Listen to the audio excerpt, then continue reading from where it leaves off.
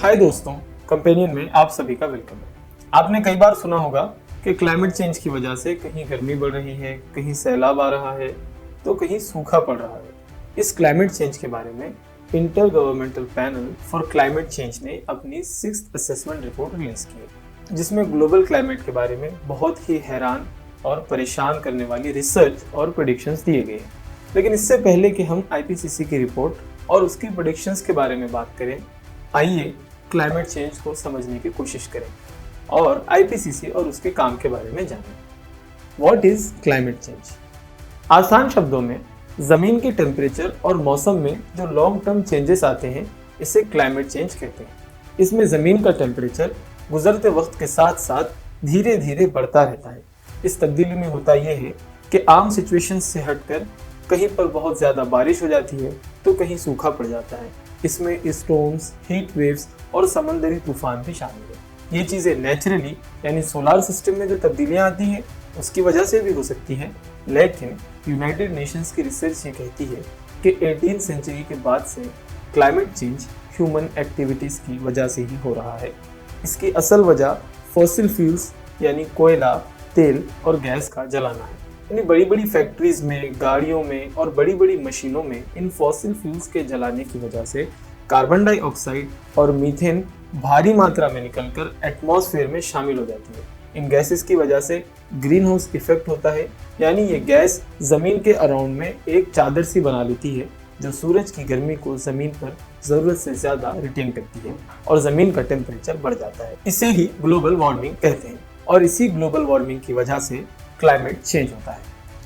इसी climate change ही की वजह से कहीं पर सूखा, पानी की कमी, फॉरेस्ट फायर, सी लेवल का बढ़ जाना, सैलाब, तूफान, पहाड़ों की बर्फ का पिघलना और बायोडाइवर्सिटी का कम हो जाना, ये सब होता है और हमारी जिंदगी हर गुजरते दिन के साथ पहले से ज़्यादा खतरे में आ जाती है। पिछले साल हमारे मुल्क में केरला, उत्तराखंड और महाराष्ट्र जैसी स्टेट्स में जो सैलाब आए थे, इसकी वजह भी क्लाइमेट चेंज ही बताई जाती है। क्लाइमेट चेंज को समझने के बाद आइए आईपीसीसी के बारे में जानें। आईपीसीसी को वर्ल्ड मेट्रोलॉजिकल ऑर्गेनाइजेशन WMO और united nations environmental programme UNEM के जरिए 1988 में बनाया गया था। आईपीसीसी एक यूनाइटेड नेशंस और WMO के मेंबर्स कंट्रीज की एक जॉइंट ऑर्गेनाइजेशन है। आईपीसीसी का मेन ऑब्जेक्टिव गवर्नमेंट्स को वो साइंटिफिक इंफॉर्मेशन पहुंचाना है जो इनको क्लाइमेट पॉलिसी बनाने में मदद दे। इसमें पूरी दुनिया से कई हजार लोग काम करते हैं। अब तक आईपीसीसी 5 असेसमेंट रिपोर्ट्स पब्लिश कर चुकी है और अब इसकी ये 6ठी रिपोर्ट आई है। आइए देखते हैं कि अपनी 6th असेसमेंट रिपोर्ट में आईपीसीसी ने ऐसी क्या रिसर्च पेश की है जिसको लेकर इस वक्त पूरी दुनिया में चर्चा हो रही है। आईपीसीसी ने अपनी रिपोर्ट में बहुत बारीकी से क्लाइमेट चेंज और इसके इम्पैक्ट पर काफ़ी डिटेल में लेटेस्ट डेटा प्रोवाइड किया है। आइए देखते हैं कि वो सब चीज़ें क्या है। रिपोर्ट में बताया गया है कि 3 बिलियन से ज़्यादा लोग इस वक्त क्लाइमेट चेंज से नुकसान झेल रहे हैं। इनमें सबसे क्रिटिकल प्रॉब्लम है राइजिंग टेम्परेचर। जैसा कि हमने बताया, भारी मात्रा में कार्बन इमिशंस निकलने की वजह से ज़मीन पर टेम्परेचर बढ़ रहा है, जिससे आगे चलकर एशिया में बड़ी बड़ी हीट वेव्स का खतरा बताया जा रहा है और साथ ही वेस्ट, सेंट्रल और साउथ एशिया के कुछ इलाकों में सूखा पड़ने के बहुत ज़्यादा चांसेस है।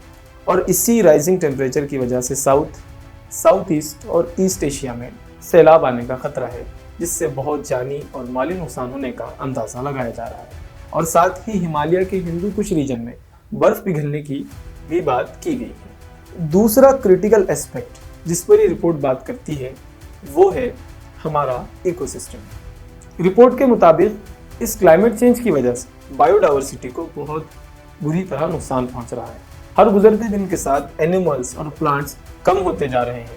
ये चीज़ पूरी दुनिया में हो रही है, जिसका बहुत बड़ा असर एशिया पर भी देखा जा रहा है। आईपीसीसी के मुताबिक ये वो नुकसानात हैं जिसकी भरपाई किसी भी तरह नहीं की जा सकती है। ये रिपोर्ट क्लाइमेट के हेल्थ इम्पैक्ट्स पर भी बात करती है। वैसे तो रिपोर्ट में पूरी दुनिया में क्लाइमेट चेंज के क्या हेल्थ इम्पैक्ट्स होंगे इस पर बात की गई है, लेकिन हम यहाँ खास तौर पर एशिया पर इसके क्या इम्पैक्ट्स होंगे वो आपको बताएंगे।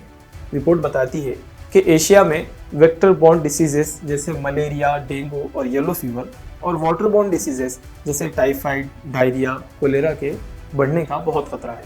और साथ ही मेंटल डिसऑर्डर्स, अंडर न्यूट्रिशन और एलर्जिक डिसीज के एशिया में बहुत ज़्यादा बढ़ने के चांसेस हैं। और ये सब flood, heat waves, air pollution और सीवियर ड्राउट की वजह से होगा। रिपोर्ट कहती है कि बढ़ते हुए तापमान और बहुत ज़्यादा बारिश की वजह से मोर्टालिटी और वायलेंस भी बहुत बढ़ सकता है। वाटर रिसोर्सेज पर इसके क्या इफेक्ट्स होंगे, इस पर भी रिपोर्ट में चर्चा की।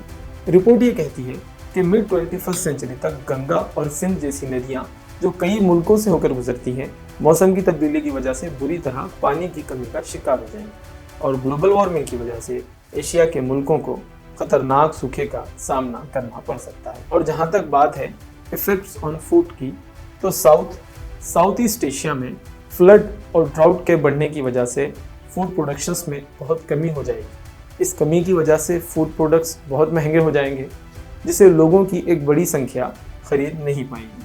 किसी भी कंट्री के डेवलपमेंट में एनर्जी एक इम्पोर्टेंट रोल प्ले करती है और इसीलिए रिपोर्ट में एनर्जी रिसोर्स पर भी बात की गई। एक लंबे वक्त से Asian countries hotter summer climate का एक्सपीरियंस कर रहे हैं। इस हॉटर क्लाइमेट की वजह से रैपिड कूलिंग के लिए बहुत ज़्यादा एनर्जी सप्लाई की डिमांड होगी और डिमांड बहुत ज़्यादा बढ़ जाने की वजह से एनर्जी में शॉर्टेज हो सकता है। रिपोर्ट के मुताबिक एशिया के 13 कंट्रीज़ में से 11 कंट्रीज़ ऐसी हैं जहां एनर्जी कंजप्शन बहुत ज़्यादा है। इन 11 कंट्रीज़ में एनर्जी सप्लाई बुरी तरह डिस्टर्ब हो सकती है और यहाँ का इंडस्ट्रियल सिस्टम बिगड़ सकता है। साथ ही साथ रिपोर्ट में यह भी बताया गया है कि ग्लोबल वार्मिंग की वजह से एशियन रीजन के पहाड़ों की बर्फ तेज़ी से पिघल रही है और साथ ही इस सब से जनरल इंफ्रास्ट्रक्चर को भी परेशानियों का सामना करना पड़ सकता है। आइए देखते हैं कि इस रिपोर्ट में इंडिया के लिए क्या है। 2050 में अर्बन इंडिया की आबादी 877 मिलियन होने का अंदाज़ा लगाया जा रहा है और इन सिटीज़ के लिए क्लाइमेट चेंज बड़ा खतरा है।